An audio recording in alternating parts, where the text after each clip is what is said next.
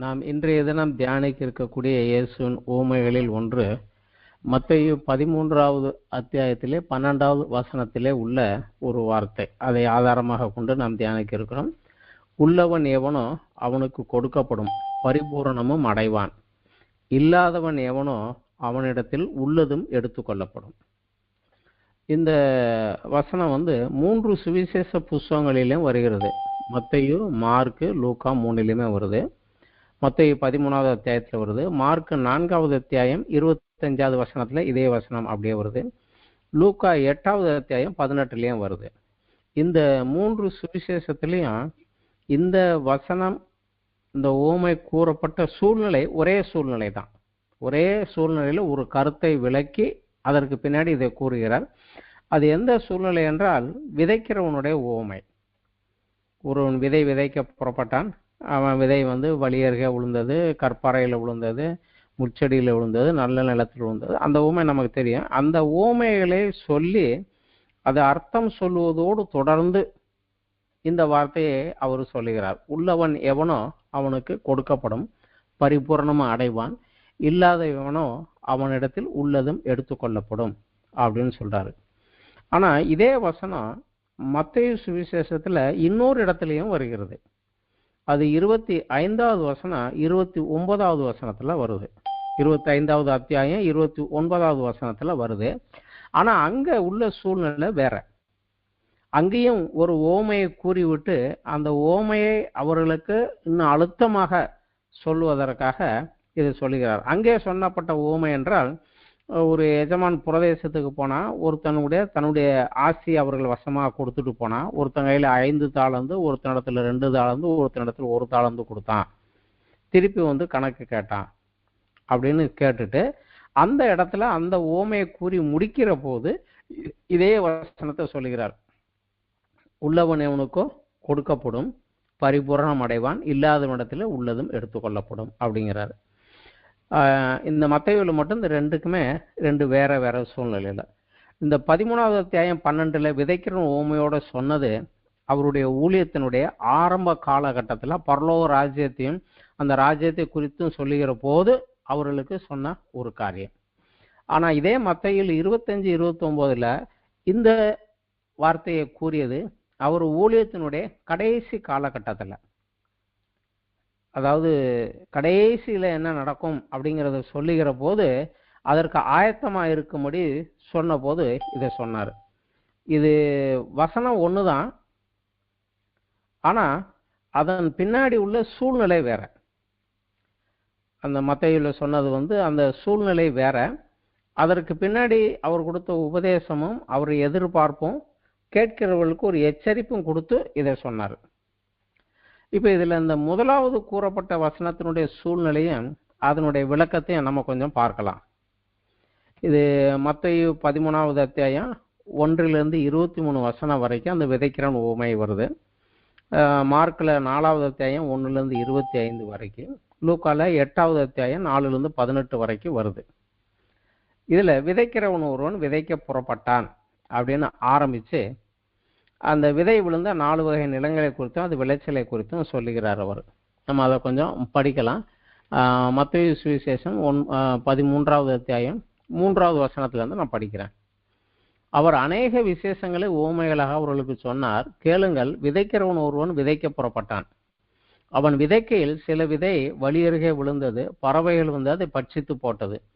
சில விதை அதிக மண் இல்லாத கற்பாறை இடங்களில் விழுந்தது. மண் ஆழமாய் இராததினாலே அது சீக்கிரமாய் முளைத்தது. வெயில் ஏறின போதோ தீந்து போய் வேர் இல்லாமையினாலே உலர்ந்து போயிற்று.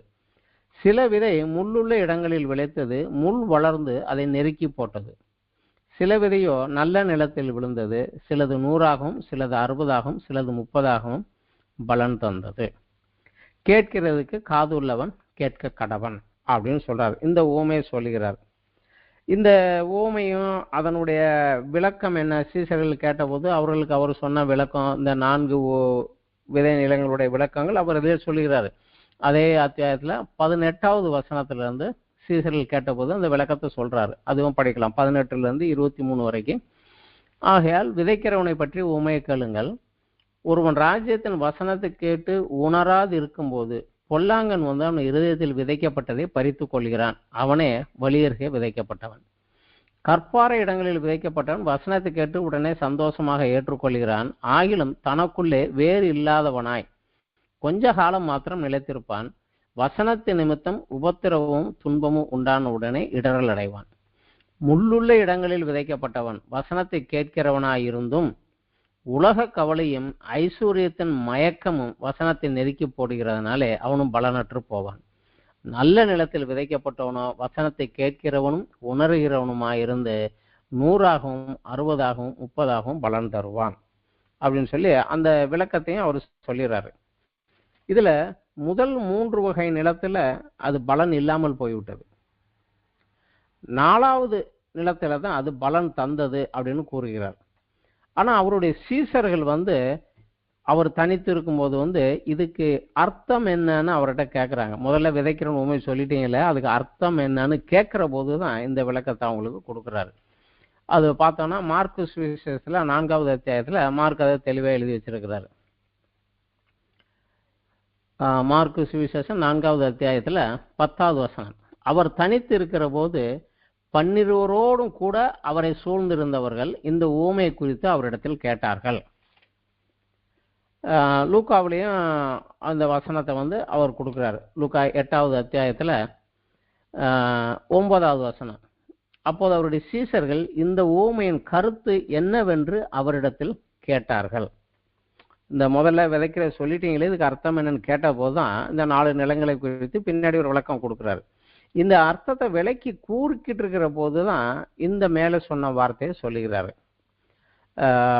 மத்தேயு 13:12 உள்ளது, உள்ளவன் எவனோ அவனுக்கு கொடுக்கப்படும், பரிபூரணமும் அடைவான். இல்லாதவன் எவனோ அவனிடத்தில் உள்ளதும் எடுத்துக்கொள்ளப்படும் அப்படிங்கிறார். இதுல அவர் கூறுவது வந்து தேவனுடைய வசனத்தினுடைய மறைபொருளையும் அதனுடைய அர்த்தத்தையும் விளக்கத்தையும் அறிந்து கொள்வதற்கு வாஞ்சையும் முயற்சியும் விருப்பமும் உள்ளவன் எவனோ அவனுக்கு மேலும் மேலும் சத்தியங்கள் விலக்கி கொடுக்கப்படும், அவன் பரிபூரணம் அடைவான். அதுதான் இதுல உள்ளவன் எவனோ அப்படின்னு நீங்க சொல்றதுக்கு காரணம் வந்து அதுதான். அதுல இருந்தேன்னா தான் உனக்கு அது கொடுக்கப்படும், வாஞ்சையும் விருப்பமும் இருக்கணும் அப்படிங்கிறாரு. அதே வந்து மார்க் 4வது அத்தியாயத்தில் 24வது வசனத்துல கொஞ்சம் வழக்கமா சொல்றாரு. பின்னும் அவர் அவர்களை நோக்கி, நீங்கள் கேட்கிறதை கவனியுங்கள், எந்த அளவினால் அளக்கிறீர்களோ அந்த அளவினால் உங்களுக்கு அளக்கப்படும். அது என்ன அளவு? கேட்கிற உங்களுக்கு அதிகம் கொடுக்கப்படும். இன்னும் வேணும்னு கேட்டீங்கன்னா தான் உங்களுக்கு அது கொடுக்கப்படும் அப்படின்னு சொல்றாரு. லூக்காவிலையும் 8வது அத்தியாயம் 18 இதைத்தான் அவர் லூக்கா எழுதி வைத்திருக்கிறார். ஆதலால் நீங்கள் கேட்கிற விதத்தை குறித்து கவனியுங்கள், உள்ளவன் எவனோ அவனுக்கு கொடுக்கப்படும், இல்லாதவனோ அவனுக்கு தனக்கு உண்டென்று நினைக்கிறதும் அவனிடத்தில் எடுத்துக்கொள்ளப்படும். இதுல அவர் சொன்ன விதம் வந்து நீ எப்படி கேட்டேங்கிறத கவனி. இன்னும் எனக்கு அதுல அர்த்தம் புரியணும்னு வாஞ்சேன் விருப்பமாக நீ அதை கேட்டிருந்தேன்னா உனக்கு அது கொடுக்கப்படும். ஆனா அதே சமயம் இந்த தேவனுடைய வார்த்தையினுடைய மேன்மையும் மகத்துவத்தையும் புரியாம அதனுடைய அர்த்தத்தையோ விளக்கத்தையோ அறிந்து கொள்வதற்கு வாஞ்சையும் விருப்பமும் இல்லாதவன் எவனோ அவனிடத்துல ஏற்கனவே சொன்ன தேவ வசனம் அந்த விதை பலன் கொடுக்காதபடி அது எடுத்துக்கொள்ளப்படும். ஆனா இதுல தெளிவா சொல்லுகிறாரு, எடுப்பது நான் அல்ல, அது எடுப்பது பிசாசு. இந்த விதைக்கிறவன் உண்மைக்கு விளக்கம் சொன்னதுலேயே அது சொல்லுறாரு. மார்க் 4வது அத்தியாயத்துல 14-15 வசனத்துல வந்து அவர் தெளிவாக இது வந்து அவன் யார் வந்து எடுத்துட்டு போறான் அப்படின்னு சொல்லிடுறாரு.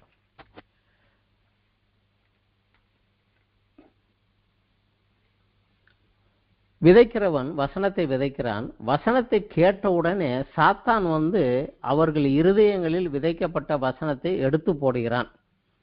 இவர்களே வசனம் விதைக்கப்பட்ட வழியர்களானவர்கள். அதை எடுத்துட்டு போறவன் அவன் வேலை. விதைத்த உடனே அவன் எடுத்துட்டு போறான். ஏன் எடுத்துட்டு போயிடுறான் அப்படிங்கிறத லூக்காவிலே அது இன்னும் கொஞ்சம் விளக்கமாக சொல்லுகிறார். வழியருகே விதைக்கப்பட்டவர்கள் வசனத்தை கேட்கிறவர்களா இருக்கிறார்கள். அவர்கள் விசுவாசித்து ரட்சிக்கப்படாதபடிக்கு பிசாசானவன் வந்து அவ்வசனத்தை அவர்கள் இருதயத்திலிருந்து எடுத்து போடுகிறான். ஸோ எங்கெங்கெல்லாம் பைபிள் ஸ்டடி டீச்சிங்ஸ் நடக்குதோ அங்கெல்லாம் அவனும் வந்து உட்காந்துருப்பான். இந்த கேட்குறவங்கள் மனதை கொஞ்சம் சிதைக்கிறதுக்காக அவங்க மனசுக்குள்ளே சிந்தனையிலும் ஊடுருவி அந்த கவனத்தை திசை திருப்பி அதை புரிந்து கொள்ளாதபடி அது ஒரு சேட்டை பண்ணிக்கிட்டே இருப்பான்.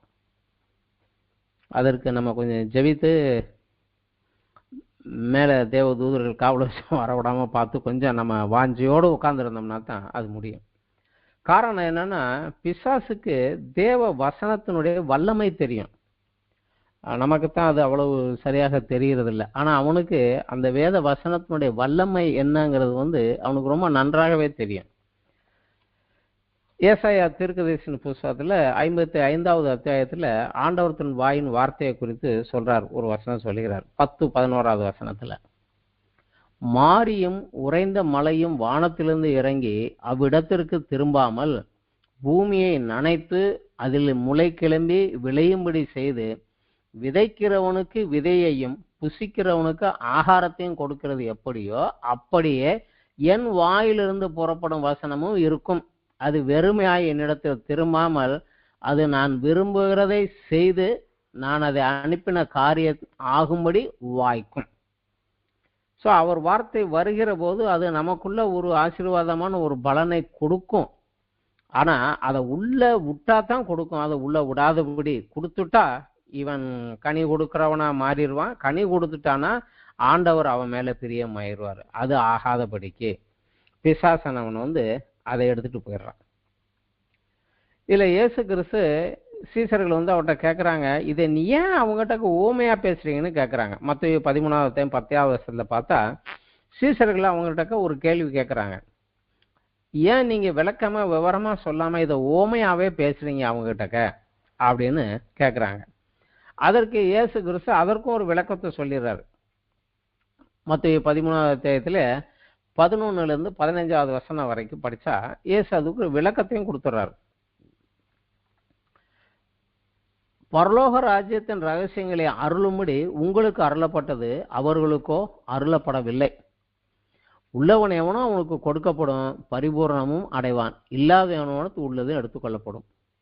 அதோட விடாம அவர்கள் கண்டும் காணாதவர்களும் கேட்டும் கேளாதவர்களுமாய் உணர்ந்து கொள்ளாதவர்களுமாய் இருக்கிறபடியினால் நான் ஓமைகளாக அவர்களிடத்தில் பேசுகிறேன்.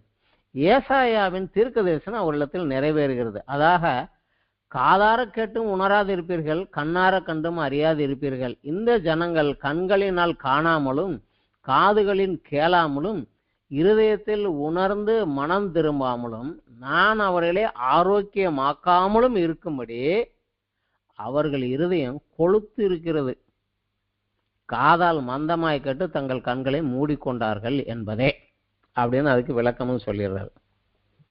இந்த வார்த்தை மேல வாஞ்சையும் விருப்பம் இல்லாம ஏதோ சொல்றாரு உட்காருவோன்னு உட்கார்ற போது காதால மந்தமா கேட்பாங்களாம், கண்ணு மூடிக்கொள்ளுமா. இது அன்று மட்டுமல்ல, இன்று கூட நம்ம ஆலயங்களில் ஆராதனையில் நம்ம தெளிவாகவே இதை கண்கூடாக பார்க்கலாம். துதி ஆராதனை வேலையில ஜனங்கள் உற்சாகமா எந்திரிச்சு குதிச்சு எல்லாம் ஆடுவாங்க, உற்சாகமா இருப்பாங்க. ஆனா அந்த ஆராதனை முடிந்த உடனே தேவனுடைய வசனத்தை செய்து கொடுக்குற நேரத்துல பார்த்தா உட்கார்ந்து இருக்கிறதுல குறைஞ்சபட்சம், மிக குறைஞ்சபட்சம் ஒரு 20லிருந்து 40% பேர் தூங்குவாங்க, கண்ணு மூடிடுவாங்க. அப்ப நமக்கு நல்லாவே தெரியும் பிசாசு அவங்க கிட்ட கிரியை செய்து கொண்டிருக்கிறான். இந்த வசனம் அவர்கள் இருதயத்தில் விதைக்காதபடி அதை அவன் எடுத்து போட்டுக்கொண்டே இருக்கிறான், எடுத்துக்கொண்டே போறான். இந்த வார்த்தை இவங்களுக்கு பலன் கொடுக்காது. மிச்சம் உள்ள கொஞ்சம் பேருக்கும் அந்த ஆராதனை முடிந்து வெளியே வந்த உடனே இன்றைக்கு ஆண்டவர் வார்த்தையில என்ன சொன்னாரு அப்படின்னு கேட்டீங்கன்னா ஒரு 10% 20% தான் இன்னைக்கு சபையில மெசேஜில் என்ன வார்த்தை சொன்னாங்கன்னு தெரியும். மற்றவங்களுக்கு அது வெளியே வர்றதுக்குள்ள அது காணா போயிடும், தூக்கிட்டு போயிடும். இன்னைக்கும் அந்த காரியம் நடக்குது. இது எனக்கு ஒரு குழப்பத்தை கொடுத்தது ஒரு காரியத்தில். ஆனா இதுல வந்து என்ன சொல்லுகிறார் இயேசு, அதுக்கு விளக்கம் கொடுத்துட்டு ஏசாயா மூலம் தேவன் கொடுத்த தீர்க்க தரிசனமும் நிறைவேறுன்னு கூறுகிறார். ஏன்னா அவரு நியாயப்பிரமாணத்தை மட்டுமல்ல, அவரை பற்றிய தீர்க்க தரிசனங்களை நிறைவேற்ற வந்தவர். அதனால இது நிறைவேறி கொண்டிருக்கிறார். ஓமையாத்தான் சொல்லுவேன், மறைபொருளை ஓமையால வெளிப்படுத்துவார்னு சொல்லியிருக்கு. நான் வெளிப்படுத்திக்கிட்டே இருக்கிறேன். ஆனா அவனுக்கு இஷ்டம் இருந்தா அர்த்தம் என்னன்னு கேட்டானே சொல்லுவேன், கேட்கலன்னா விட்டுருவேன் அப்படிங்கிறார். நான் ரட்சிக்கப்பட்ட புதியதில் வேத வசனங்களை எல்லாம் கிரமமாக படித்து கொண்டு வர்றப்ப எனக்கு இந்த ஒரு வசனம் எனக்கு ஒரு என்ன அப்படின்னா ஒரு அதிர்ச்சியே கொடுத்தது. இது மார்க் 4வது அத்தியாயத்தில் உள்ள 12வது வசனம். இந்த சீசர்கள் ஓமையை கேட்டபோது 11லேருந்து சொல்றாரு, தேவனுடைய ராஜ்யத்தின் ரகசியங்களை அறியும்படி உங்களுக்கு அருளப்பட்டது, புறம்பே இருக்கிறவர்களுக்கு இவர்கள் ஓமைகளை சொல்லுகிறது. ஏன்னா அவர் சொல்றாரு, அவர்கள் குணப்படாத படிக்கும், பாவங்கள் அவர்களுக்கு மன்னிக்கப்படாத படிக்கும், அவர்கள் கண்டும் காணாதவர்களும் கேட்டு உணராதவர்களுமா இருக்கும்படி இப்படி சொல்லப்படுகிறது. இந்த ஒரு வசனத்தை நான் படிக்கிற போது எனக்கே ஒரு அதிர்ச்சியாத்தான் இருந்தது. ஏன்னா உலகத்தில் உள்ள அனைவருடைய பாவத்திற்காகவும் தன்னை சிலுவையிலே பலியாக ஒப்பு கொடுத்த இயேசு கிறிஸ்து 33.5 வருடங்கள் பாவத்தின் சாபத்தை எல்லாம் சுமந்து திருத்து சிலுவையில கம்ப்ளீட் பண்ணன அவரு, ஆதாமின் சந்ததியான அனைவருடைய பாவத்திற்காகவும் தன்னை பலியாக கொடுத்து மீட்டு கொடுத்த அவரு இங்க சொல்லுகிறாரு, இந்த வார்த்தையை கேட்டு அவன் பாவம் அவனுக்கு மன்னிக்கப்படாதபடிக்கு இதை நான் ஊமையா சொல்லுகிறேன். அப்படிங்கிற போது அவருடைய இன்னொரு பக்கமும் பார்க்கிற போது எனக்கு ஒரு அதிர்ச்சியாகத்தான் இருந்தது. ஏன் இவங்க ரட்சிக்கப்படுவதை, இவங்க பாவம் மன்னிக்கப்படுவதை அவர் விரும்பவில்லையா? ஏன் அப்படிங்கிற ஒரு கேள்வி எனக்குள்ள இருந்துகிட்டே இருந்தது. ஆனா தொடர்ச்சியான வேத தியானத்துல அதோட நிறுத்தாம தொடர்ந்து கேள்விகள் வரும். அந்த காலத்துல பைபிள் எல்லாம் கேள்வி வந்தா அது பக்கத்திலே ஒரு கொஸ்டின் மார்க் போட்டு தேதி எழுதி வச்சிருவேன், இது என்னன்னு எனக்கு புரியலைன்னு. தொடர்ந்து படிச்சுட்டு போறபோது எங்கேயாவது ஒரு இடத்துல வேதத்துல இருந்து ஆண்டவர் சொல்லுவார், நான் நீ கேட்ட பாரு இந்த இருக்கு பாரு அப்படின்னு எனக்கு விளக்கம் சொல்லுவார். ஆஹாஹா அப்படின்னு புரிந்து கொண்டேன். ஸோ அதே போலதான் இதற்கு அவர்கிட்ட ஒரு பதிலை நான் பெற்றுக்கொண்டேன். அது கொஞ்சம் வித்தியாசமானதான். அவர் சொன்ன கருத்து பாவ மன்னிப்பும் ரட்சிப்பும் இலவசம். ஏன்னா அதை பெற்றுக்கொள்வதற்கு செய்ய வேண்டியதை செய்ய மனிதனால முடியாது, ஒரு மனிதனாலும் முடியாது. அதனாலதான் தேவன் நானே இறங்கி அதை செய்து முடித்து, ஆனா அதை இலவசமாக எல்லாருக்கும் கொடுத்தேன். ஆனா அது மலிவானதல்ல. Salvation is free but not cheap அப்படிங்கிறத அது தெளிவா சொன்னாங்க. இதை நான் எங்க கத்துக்கிட்டேன்னா எபிரேயர் நிருபத்துல, எபிரேய ஆக்கியன் எழுதின அந்த நிருபத்துல 1வது அதிகாரம் படிச்சா 1வது அதிகாரம் முழுக்க இயேசு கிறிஸ்துவனுடைய மேன்மையும் அவருடைய மகத்துவமும் அவருடைய உன்னதமும் அவர் யார் எப்பேற்பட்டவர் அப்படிங்கிறத சொல்லிட்டு 2வது அத்தியாயம் ஆரம்பிக்கிற போதே அவர் இப்படியாக ஆரம்பிக்கிறார். எபிரேயர் 2ல 1லிருந்து 4 வசனங்கள் படிக்கலாம். ஆகையால் நாம் கேட்டவைகளை விட்டு விலகாதபடி அவைகளை மிகுந்த ஜாக்கிரதையாய் கவனிக்க வேண்டும். ஏனென்றால் தேவ தூதர் மூலமாய் சொல்லப்பட்ட வசனத்திற்கு விரோதமான எந்த செய்கைக்கும் கீழ்ப்படியாமைக்கும் நீதியான தண்டனை வரத்தக்கதாக அவர்களுடைய வசனம் உறுதிப்படுத்தப்பட்டிருக்க, முதலாவது கர்த்தர் மூலமாய் அறிவிக்கப்பட்டு பின்பு அவரிடத்தில் கேட்டவர்களால் நமக்கு உறுதியாக்கப்பட்டதும் அடையாளங்களினாலும் அற்புதங்களினாலும் பலவிதமான பலத்த செய்கைகளினாலும் தம்முடைய சித்தத்தின்படி பகிர்ந்து கொடுத்த பரிசுத்த ஆவியின் வரங்களினாலும் தேவன் தாமே சாட்சி கொடுத்ததுமாய் இருக்கிற இவ்வளவு பெரிதான ரட்சிப்பை குறித்து நம்ம கவலையற்று இருப்போமானால் தண்டனைக்கு எப்படி தப்பித்துக் கொள்வோம்? தேவனுடைய பார்வையில ரட்சிப்புங்கிறது என்ன? அவரால் சொல்லப்பட்டது, அவர் மூலமாக கேட்டவர்கள் அப்போஸ்தலர்களால நமக்கு அது உறுதிப்படுத்தப்பட்டது. அடையாளங்களினாலும் அற்புதங்களினாலும் பலவிதமான பலத்த செய்கைகளினாலும் அது கன்ஃபார்ம் பண்ணப்பட்டது.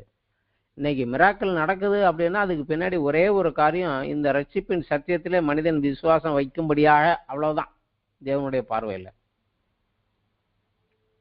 அற்புதங்களினாலும் பரிசுத்த ஆவியானவர் பகிர்ந்து கொடுத்த வரங்களினாலும், வரங்கள் என்னில் செயல்படுகிறதுனா எனக்கு மேல ஒருத்தர் இருந்து என் மூலம் செயல்படுத்துகிறார். அப்ப அந்த ரட்சிக்கப்பட்டவனுக்கு தான் இதெல்லாம் அப்படிங்கிறது அந்த ரட்சிப்பை குறித்து உறுதிப்படுத்துவதற்கு தான்.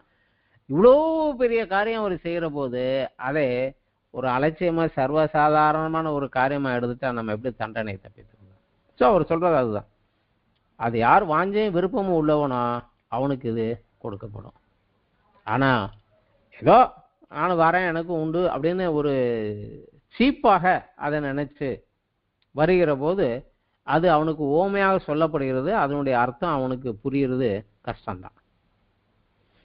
இந்த விதைக்கிற ஓமையில இயேசு தேவனுடைய வசனத்தை விதை என்று குறிப்பிடுகிறார். அந்த விதம் வல்லமை உள்ளது. விதையிலே வல்லமை இருக்குது.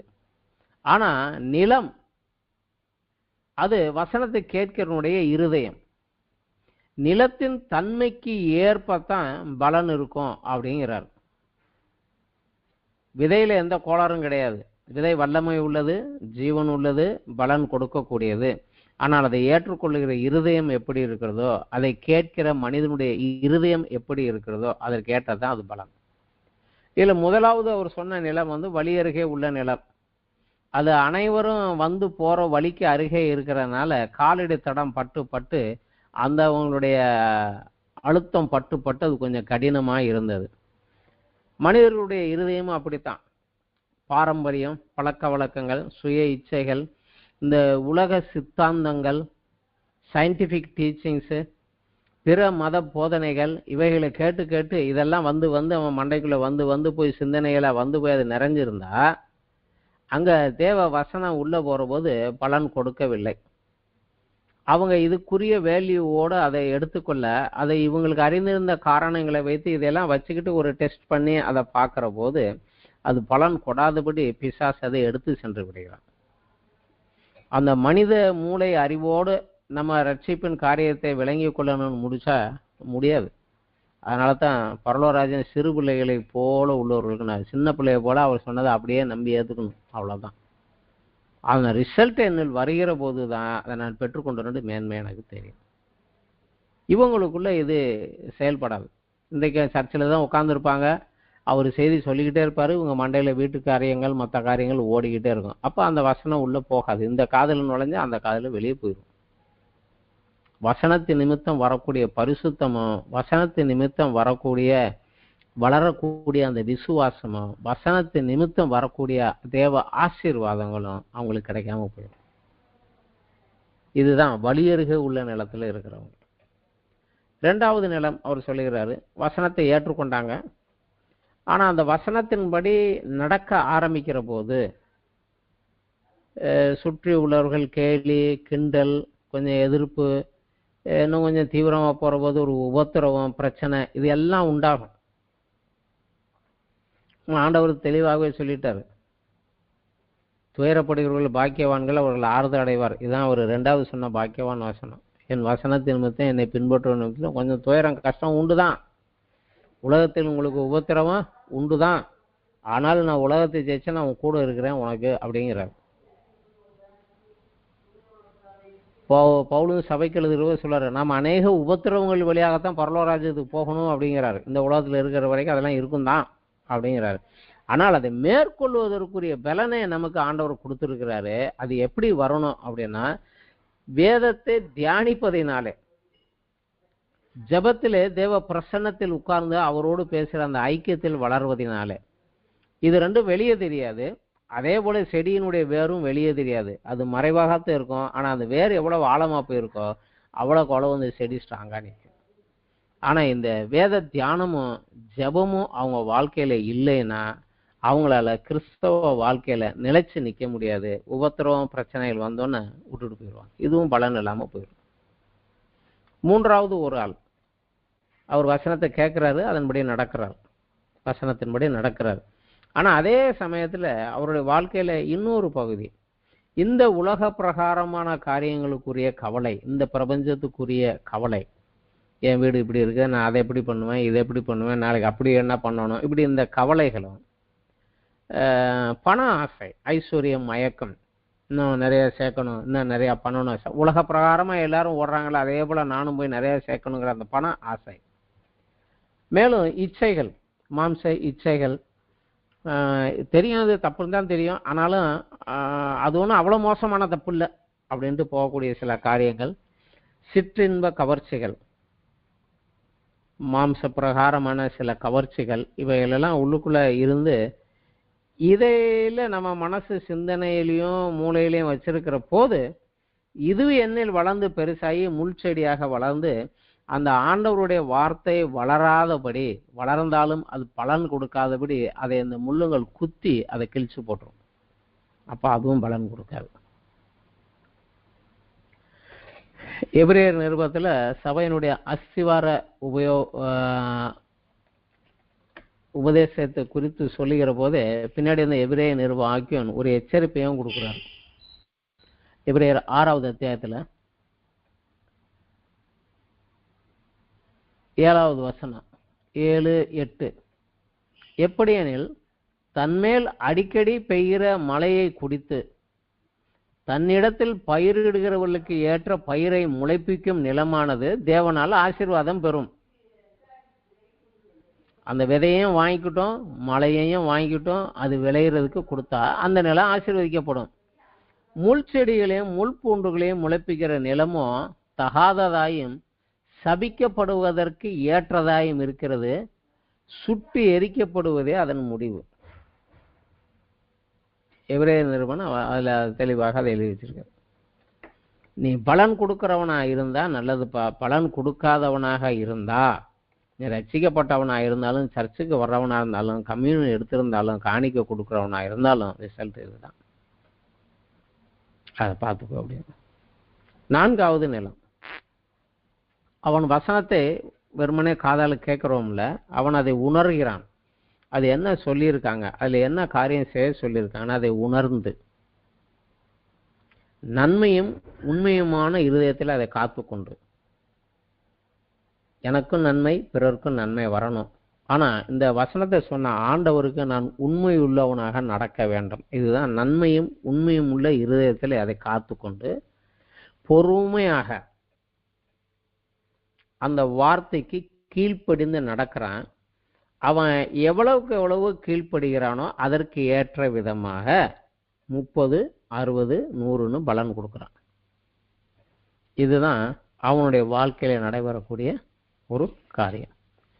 இதைத்தான் யாக்கோபு நிருப ஆக்கியோன் யாக்கோபு நிருபத்துல சபைக்கு எழுதுகிற போது ஒரு காரியத்தை எழுதுகிறாரு.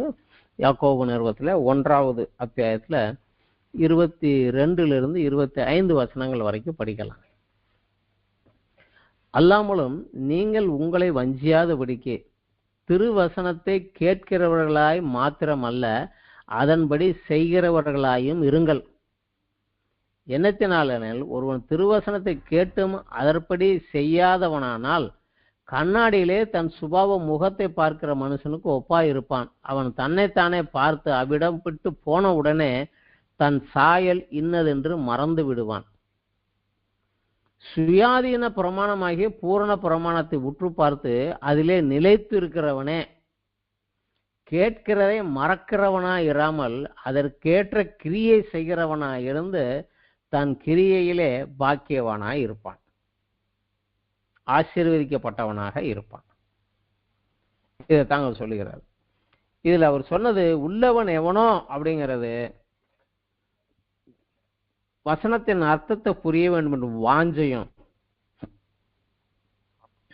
அதை நான் ஆசீர்வாதமாக்கி கொண்டு அதை மேல கொண்டுட்டு வரணும் அப்படிங்கிறது எவனுக்கு இருக்குமோ அவன் இதுல பலன் கொடுப்பான். ஆனா அப்படி இல்லாம அந்த வசனத்தை கேட்ட தேவனுடைய ஜனங்கள் தேவனுடைய வார்த்தைக்கு கீழ்ப்படிந்து பரலோகத்தின் மேன்மை ஆசீர்வாதம் இதுக்கு முதலிடம் கொடுக்காமல், அவர் நம்மளை அழைத்ததே பரலோக ராஜ்யத்துக்கு தான். மன தர்மங்கள் பரலோக ராஜ்யம் சமீபமாயிருக்குன்னு தான் இயேசு கிறிஸ்து முதலே சொன்னார்.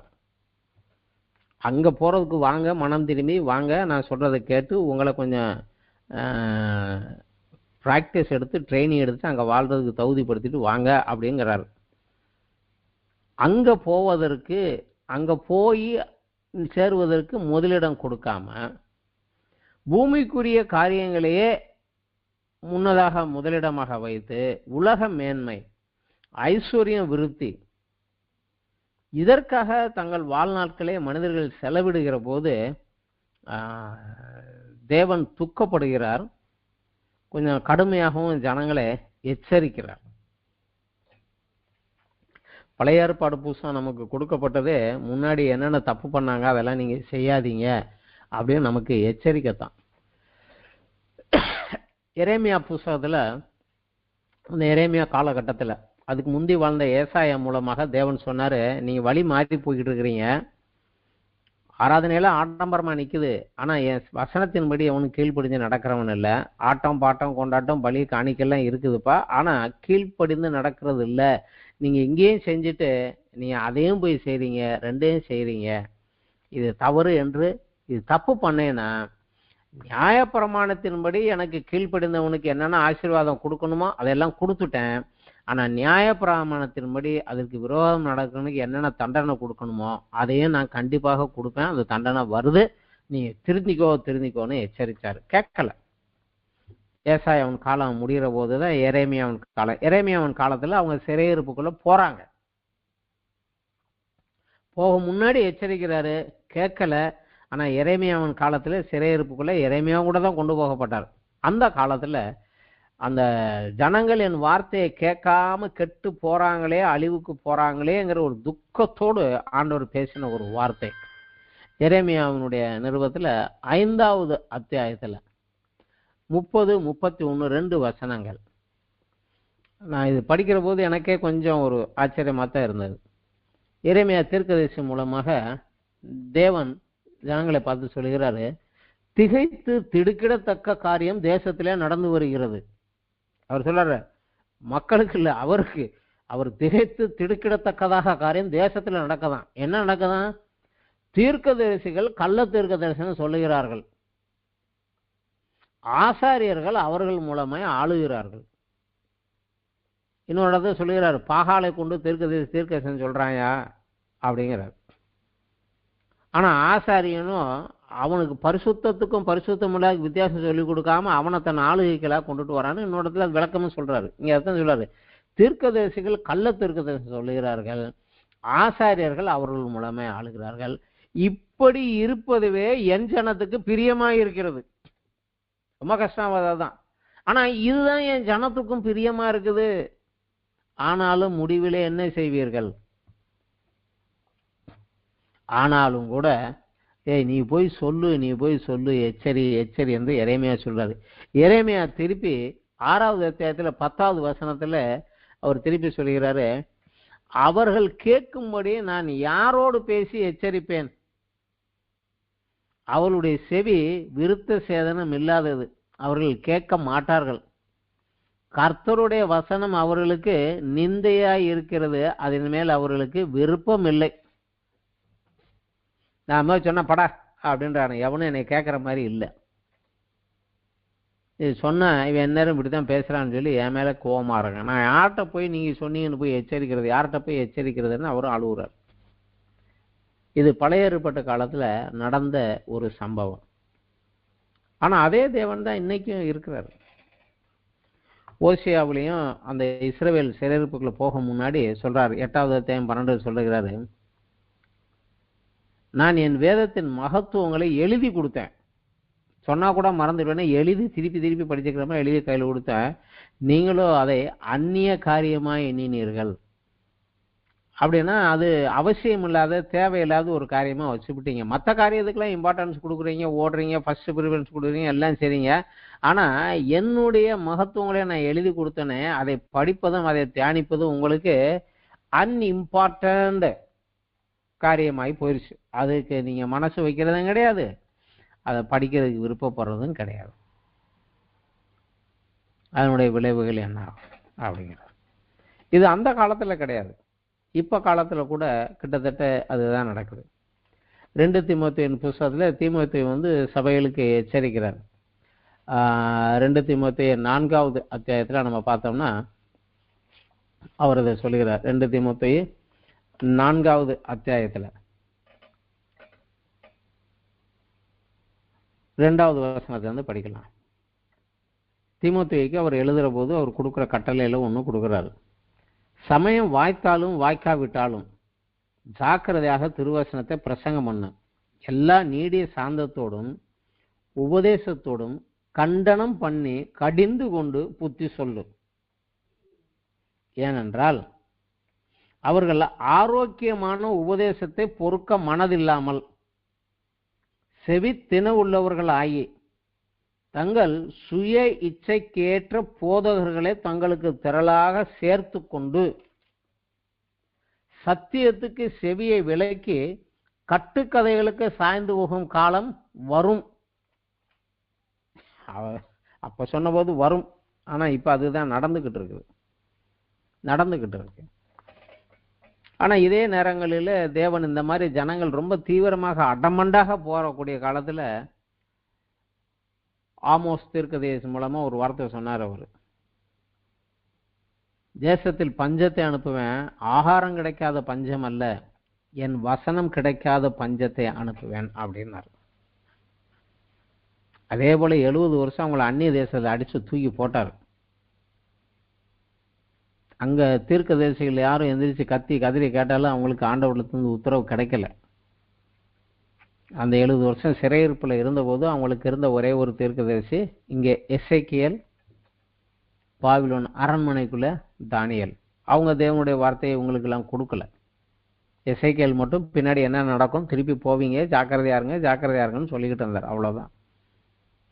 தேவனுடைய வார்த்தைகள் அவங்களுக்கு கிடைக்கல, வசனமும் கிடையாது, ஆராதனையும் கிடையாது, தேவாலயத்துக்கு போகக்கூடிய ஆராதனையும் கட்டுப்போச்சு. ஆனா இன்னைக்கு தேவனுடைய வார்த்தை நமக்கு சபையில மட்டும் கிடையாது, சண்டே போய் மெசேஜில் செய்தி கேட்போம் அப்படிங்கிறதெல்லாம் கிடையாது. திருமண இடமெல்லாம் காலையிலேருந்து ராத்திரி வரைக்கும் ஏகப்பட்ட டிவோஷன்ஸ் ஸ்டடி, டிவிலையும் மொபைல்லையும் ரொம்ப அதிகமாக ஏகத்துக்கு வருது. இன்னைக்கு அநேகர் அதை ஒரு ட்ரெண்டாகவே வைத்து தேவனுடைய வார்த்தைகளை வாட்ஸ்அப்லையும் ஸ்டேட்டஸ்லையும் போட்டு தள்ளிக்கிட்டே இருக்கிறாங்க. நம்ம திறந்தோம்னா ஸ்டேட்டஸ்லேயே ஏகப்பட்ட வசனங்கள் வருகிறது. ஆனால் இது எல்லாமே நான் தனித்து வேத புஸ்தகத்தோடு உட்கார்ந்திருந்து அதை வாசித்து இது என்ன சொல்லி இருக்கிறார், இதில் என்ன பண்ணியிருக்கார் என்று தியானித்து தேவனோடு பேசி எனக்கு இது புரியலையா, இது என்ன அர்த்தம், இது ஏன் இப்படி சொல்லியிருக்கீங்க அப்படின்னு நான் கேட்டு அதற்கு பதிலாக அவரிடத்திலிருந்து வரக்கூடிய எனக்கென்று பர்சனலாக வரக்கூடிய அந்த வார்த்தை, அதற்கு எதுவுமே நிகர் இல்லை.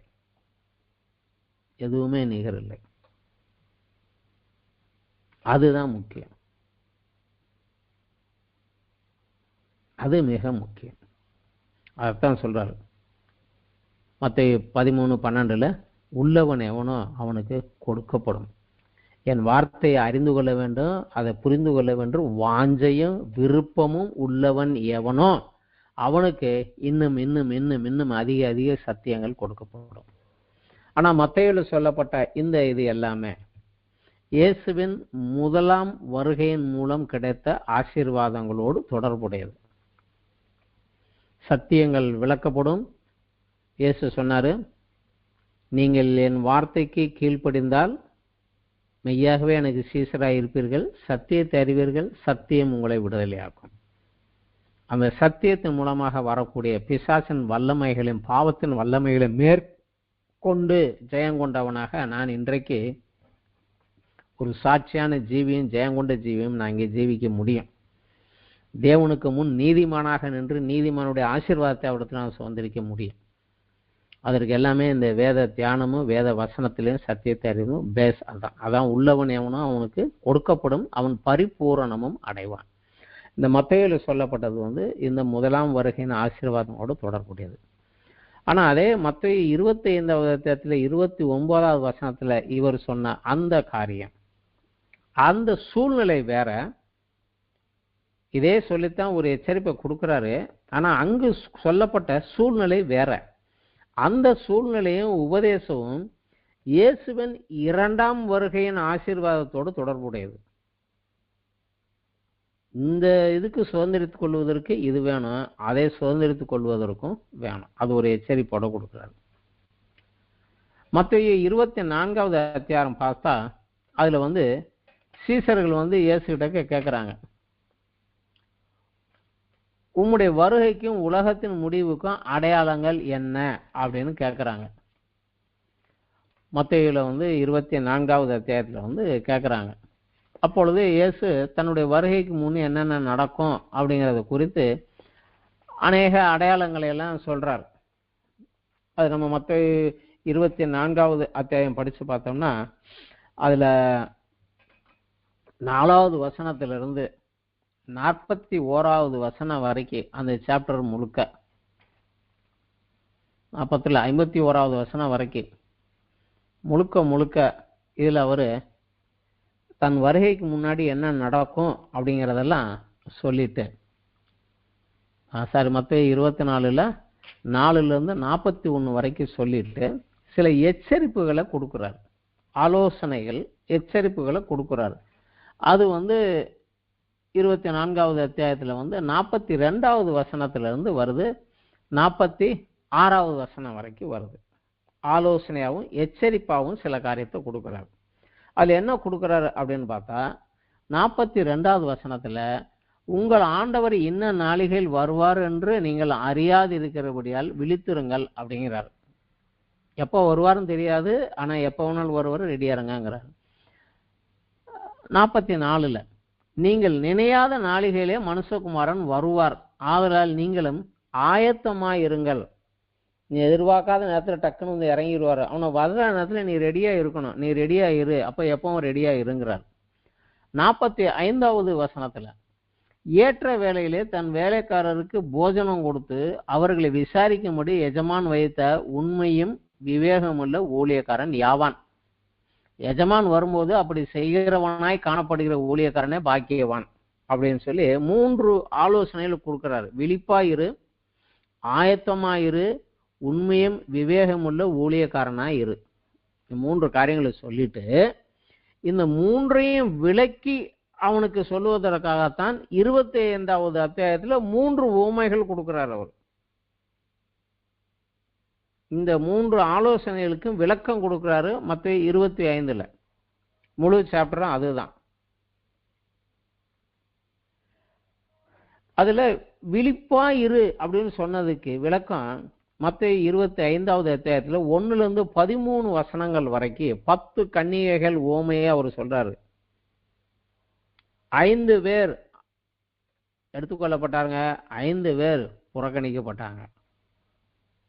ஏன்னா அவர் வர்றதுக்கு முன்னாடி அவங்க கொஞ்சம் அசந்து தூங்கிட்டாங்க. அவரு கொஞ்சம் லேட்டா வந்தாருனாலும் ரெடியா இருக்கணும்னு ரெடியா இல்லை அவங்க. அதான் சொல்லிட்டு அதை முடிக்கிற போதே 13வது வசனத்தை 10 கன்னிகள் உவமையை சொல்லிட்டு சொல்லுகிறாரு, மனுஷகுமாரன் வரும் நாளையாவது நீங்கள் அறியாதிருக்கிறபடியால் விழித்திருங்கள் அப்படின்னு சொல்லி அதை முடிக்கிறார். அதுக்கப்புறம் ஆயத்தமாயிருங்கள் அப்படிங்கிறதுக்கு 14வது வசனத்திலிருந்து 30வது வசனம் வரைக்கும் ஒரு எஜமான் புறதேசத்துக்கு போனா ஊழியக்காரர் அழைத்து தன் ஆசிரியர்கள் வசமாக ஒப்பு கொடுத்தான். அவனவன் திறமைக்கு ஏற்றபடியாக ஒரு இடத்துல 5 தாளந்து, ஒரு இடத்துல 2 தாளந்து, ஒரு இடத்துல 1 தாளந்து கொடுத்து பிரயாணப்பட்டு போனான். ஆனா திரும்பி வந்தபோது அவங்ககிட்ட கணக்கு கேட்டான். கொடுத்ததை வச்சு என்ன செஞ்சீங்கன்னு கணக்கு கேட்டான் அப்படிங்கிறார். அதுல 5 தாளந்து வச்சவன் இன்னொரு 5 தாளந்து சம்பாதிச்சு 10 கையில வச்சிருந்தான். 2 கொடுத்தவன் இன்னொரு 2 சம்பாதிச்சு 4 கையில வச்சிருந்தான். அதே போலவே நாமளும் இன்னைக்கு இருக்கணும் அப்படிங்கிறார். 1 கொடுத்தவனும் அந்த 1 பத்திரமா வச்சிருந்து அவர்கிட்ட திருப்பி கொண்டாந்து கொடுத்தான். ஆனா அவனை கொடுத்ததையாவது திருப்பி கொடுத்தேன்னு வாங்கல. நீ சோம்பலும் பொல்லாதவனான ஊழியக்காரன், உன்னைய நான் பரலோகத்தில் கொண்டு போனேன்னா அங்கேயும் இருக்கிறவனு சோம்பேறி ஆகிடுவேன். அதனால உனக்கு அங்கே இடம் இல்லைன்னு அவனை தூக்கி எங்க அழுகையும் பற்கடிப்பும் இருக்கும் அங்க தூக்கி போட்டுட்டு அவன் கையில இருக்கிற 1 எடுத்து 10 வச்சிருந்தானே அவன் கையில கொடுத்துட்டார். கொடுத்துட்டு தான் 29வது வசனத்தை சொல்லுகிறாரு, உள்ளவன் எவனோ அவனுக்கு கொடுக்கப்படும், பரிபூரணமும் அடைவான், இல்லாதவனிடத்தில் உள்ளதும் எடுத்துக்கொள்ளப்படும் அப்படின்னு சொல்லி அந்த உவமையை முடிக்கிறார். ஸோ நீங்க ஆயத்தமாக இருக்க வேண்டும், உங்க கையில கொடுத்ததுக்கு கணக்கு கேட்பேங்கிறார். அதற்கப்புறம் அந்த உண்மையும் விவேகம் உள்ள ஊழியக்காரன் யாருங்கிறது தான் அதே 25 31 46 வரைக்கும் செம்மறியாடும் வெள்ளாடுகளுமாக 2ஆக பிரித்து வைப்பேன். 1 ஆண்டவருடைய ஆசீர்வாதத்தை பெற, ஆண்டவர் சித்தம் பண்ணின ஆசீர்வாதத்தை பெற போச்சு. இன்னொன்னு சபிக்கப்பட்டவர்களாக போச்சு. எதை வைத்து நான் எடை போட்டு பிரித்தேன் அப்படிங்கிறத அங்க சொல்லிட்டார். இதுதான் உண்மையும் விவேகமுள்ள ஊழியக்காரன் யாருங்கிறதுக்கு அவர் கொடுத்த உவமையாங்க. ஸோ நம்மளும் இதே போல ஆண்டவர் எனக்கு கொடுத்த தாளந்துகளை முதலிலே அவர் எனக்கு கொடுத்த ரட்சிப்பு, அந்த ரட்சிப்பின் மேன்மையும், எனக்கு கொடுத்த சில தாளந்துகள், ஞானம், ஆசீர்வாதங்கள், எனக்கு வாழ்க்கையில் கொடுத்த சில சந்தர்ப்பங்கள், எல்லாருக்கும் எல்லா இடத்துலையும் சான்சஸ் சந்தர்ப்பங்கள் கிடைக்காது. ஒரு சில நேரத்தில் எனக்கு பெரிய ஆளுகிட்ட போய் நிற்கிற மாதிரி பெரிய காரணம் ஒரு சந்தர்ப்பம் சான்ஸ் அப்படியே வாழ்க்கையில் உருவாக்கி கொடுப்பாரு. அந்த சந்தர்ப்பங்களையும் வாய்ப்புகளையும் நான் பயன்படுத்தி தேவனுடைய ராஜ்யம் விரிவடைய செய்வதிலே நான் வாஞ்சையும் விருப்பமும் உள்ளவனாக முயற்சி செய்து இன்னும் அநேகரை இயேசு சிலுவையிலே சம்பாதித்து கொடுத்த அந்த ரட்சிப்பை இலவசமாக பெற்றுக்கொள்ள அவர்களுக்கு உதவி செய்து, அதோடு இல்லாம அவருடைய சித்தம் செய்ய அவர்களை வழிநடத்தி அவருடைய 2ஆம் வருகையிலே அவர்கள் போவதற்கு ஆயத்தமா வச்சிருந்தேன்னா, இயேசு கிறிஸ்துவனுடைய 2ஆம் வருகையிலே நான் அவரோடு 1000 வருஷ அரசாட்சியிலே மேன்மையான ஸ்தானமும் அதிகாரத்தையும் பெற்றவனாக அவரோடு கூட பூமியை 1000 வருஷம் அரசாளுவோம். அவர் இதுக்குத்தான் நம்மளை கூப்பிட்டு ட்ரைனிங் கொடுத்துக்கிட்டு இருக்காரு. இப்ப மத்தேயு 25வது அத்தியாயத்தில் 21வது வசனத்தில் இப்படி சொல்லுகிறார். அந்த 5 தாளந்தை 10 கொண்டாந்து கொடுத்தானே அவனை பார்த்து, அவனுடைய எஜமான அவனை நோக்கி, நல்லது உத்தமமும் உண்மையும் உள்ள ஊழியக்காரனே, கொஞ்சத்தில் உண்மையா இருந்தாய், அநேகத்தின் மேல் உன்னை அதிகாரியா வைப்பேன், உன் எஜமானுடைய சந்தோஷத்திற்குள் பிரவேசி என்றார். அதே போல 2 நாளாக்குனானே அவங்ககிட்ட சொல்றாரு, இதே தான் சொல்றாரு. அவன் 10 கொடுத்தானே 4 கொடுத்தேன்னு சொல்லலை. அவனும் 5 டபுள் ஆக்கினா, நீ 2 டபுள் ஆக்கின, 2 பேரும் ஈக்குவல் தான் என் பார்வையில். அதனால தான் அவனுடைய எஜமானவைக்கு, நல்லது உத்தமம் உண்மையுள்ள ஊழியக்காரனே, கொஞ்சத்தில் உண்மையா இருந்தாய், அநேகத்தின் மேல் உன்னை அதிகாரியா வைப்பேன், உன்னை எஜமானுடைய சந்தோஷத்திற்குள்ளே பிரவேசி என்றார். ஸோ இதுதான் நமக்கு இங்கே சொல்லப்பட்டது. இன்று அவர் கொடுத்த தாளந்துகளை நான் எப்படி அவர் நாம மகிமைக்காக பயன்படுத்துகிறேனோ அதை வைத்துத்தான் அவருடைய 2ஆம் வருகையிலே அவரோடு நான் ஆளுகின்ற ஆட்சி செய்கின்ற நிலத்தில் என்னுடைய ஸ்தானமும் என்னுடைய நிலையும் இருக்கும். இயேசு கிறிஸ்து எருசலேமில் வந்து உட்கார்ந்து இருந்து முழு உலகத்தையும் ஆட்சி செய்வார். ஹெட் ஆபீஸ் அங்க இருக்கும், ஹெட் குவார்டர்ஸ் அங்க இருக்கும். முழு உலகையும் ஆட்சி செய்வார். அவருக்கு பூமியில் எங்கும் இன்னைக்கு இருக்கக்கூடிய எல்லா தேசங்களையும் அவருக்கு கீழ் செயல்படக்கூடிய மினிஸ்டர்ஸ்கள் வேலை, கலெக்டர்ஸ் வேணும், எல்லா இடங்களிலும் அவருடைய ராஜாங்கத்தின் கீழ் வேலை செய்யக்கூடிய மந்திரிகளும் ராஜாங்க அலுவலர்களும் தேவை. அதுல நம்ம பொறுப்பு எப்படி அப்படிங்கிறத இன்னைக்கு அவர் கொடுத்ததை அவருக்கு எப்படி லாபமாக பயன்படுத்துகிறேன் அப்படிங்கிறத வச்சுதான் இருக்கு. ஆனா அவர் கொடுத்த அந்த ரட்சிப்பையும் தாளந்துகளையும் அவர் கொடுத்த ஞானத்தையும் ஆசீர்வாதத்தையும் சந்தர்ப்பங்களையும் இன்று அவருடைய நாம மகிமைப்படி அவருடைய ராஜ்ய விருத்திக்கு பயன்படுத்தவும் உபயோகப்படுத்தவும் வாஞ்சையும் விருப்பமும் இல்லாதவர்களாய் எனக்கு இருக்கிறது போதும், என்னை ஆசீர்வதித்தால் போதும் என்று நான் அந்த வாழ்க்கையில நான் வாழ்ந்து கொண்டு போனேனானால் அவர் வருகிற போது இலவசமாய் அவர் எனக்கு கொடுத்த அந்த ரட்சிப்பை நான் இழந்து போய் அவருடன் 1000 வருட அரசாட்சியில் ஆளுகிற அந்த ஆசீர்வாதத்தை பெற முடியாமல் தண்டனையை அனுபவிக்க நேரிடும்.